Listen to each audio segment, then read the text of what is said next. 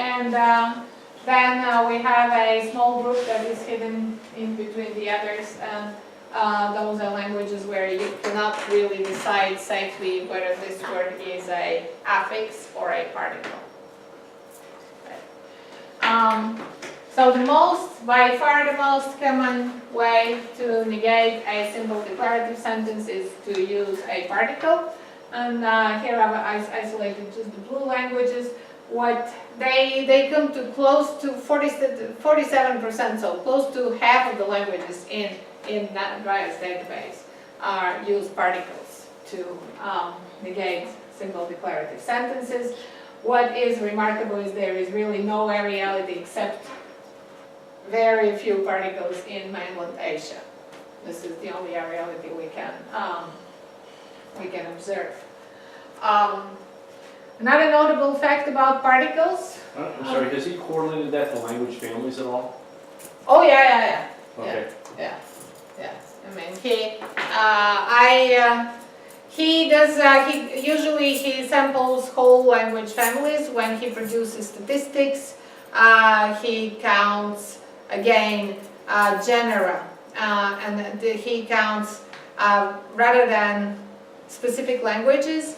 He counts specific small families. So Romance, Turkic, Germanic are a genus. So he counts. A genus is a unit that is usually a group of languages that have a traceable history, but a common ancestor is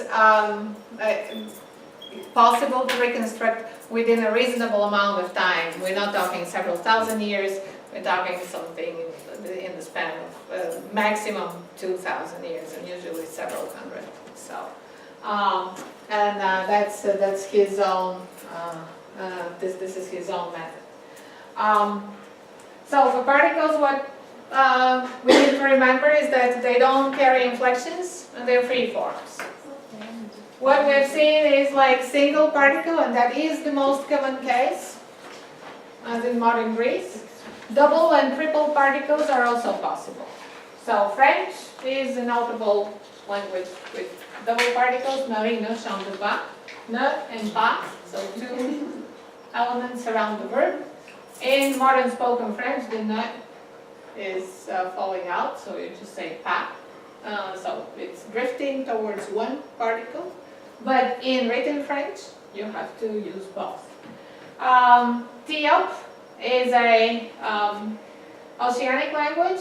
You have it on the map, so you'll see where it is, where there are no indication that any of these particles can be skipped, and they both surround the verb. Okay. From the same area in the world, Levo is one of the few languages we know about where triple particles are possible for the negation of a sentence. And one of them, poly, is actually a former verb that used to mean not to be. But in modern Levo, the structure is rather non-transparent, and we know from historical evidence that poly is not to be. Okay. So you have Levo on the map.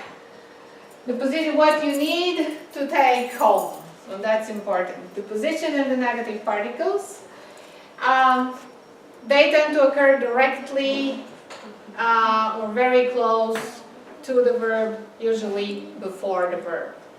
Okay. And what is also notable that in languages with verb-object or object-verb, the negator will still precede the verb group. So any kind of basic word order does not affect the placement of the negator, which speaks to some general, like more valid organization of information. Negation is something that is very important to the meaning of the sentence and to the meaning of that verb group and verb phrase, so it will come first. regardless of what the internal order is. Important stuff comes first, negation comes first. So much for particles. If we look at what is familiar to you, distribution of affixes, again, we see that they are very widespread. There is some, very common, very dense with affixes in South America, but also in Caucasian and Malaysia, and then central parts of Asia also use affixes, and Eastern Africa. If we look at, how common is vowel negation, the right answer is we don't know. Because in various, I've listed here several studies in the span of some 30 years, between 85 and 2005, and they all give, they have a reasonable spread. Like Baidy's sample is the one that has least languages, but it's well spread around the globe, so her generalizations are still valid. And so we get something between 30 and 40% and 45% in Dow, who did his study in '79. So it's a wide range. If you listen to Dow, that will tell you, well, affixes are very, very common. Probably as common as particles. Whereas listen to Baidy and Dreyer, and they'll say, well, this is 1/3. So, but the fact remains they are very common. At this stage, we don't know how come. Okay. In a typological sense, suffixes are more common than prefixes.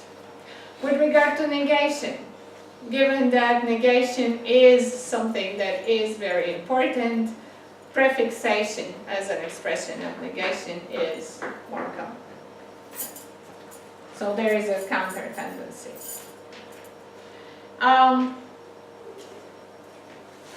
The ones that we talked about, negative auxiliaries, the green ones and the pinkish ones, higher negative verbs, they do show very strong areal and genealogical preferences. So here we're looking at the Uralic languages of Eurasia.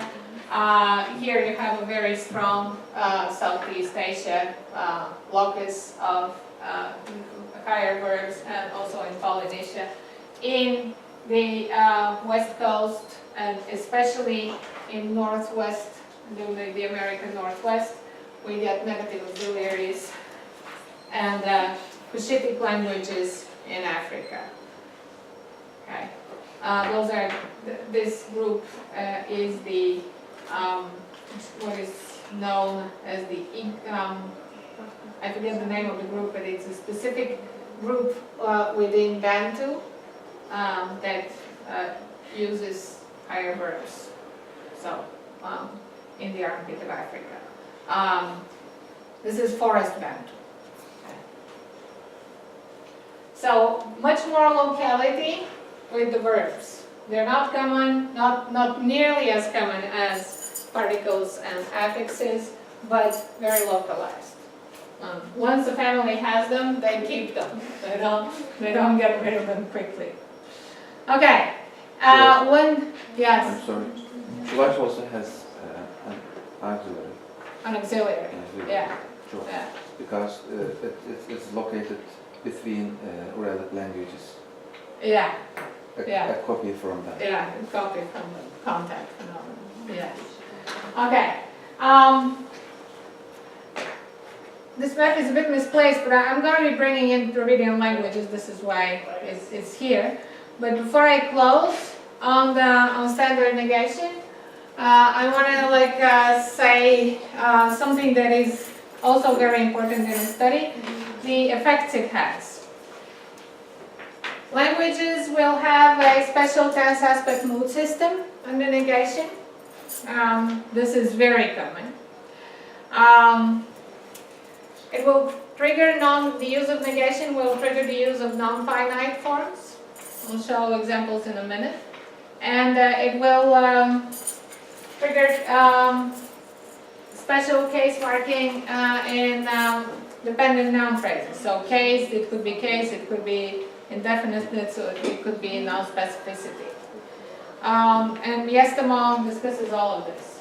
So, if we just briefly look at the tense aspect system, this is why I have the Dravidian map, so you'll find Tamil there.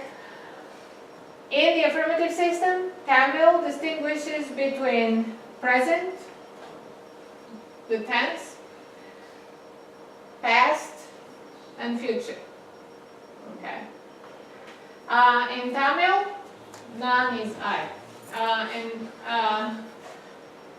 When you negate, you use a suffix, and what you see that all of these tense markers are neutralized.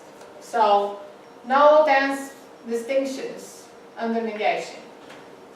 Tense is understood by context, except for the future that has a conservative form that is from days of yore.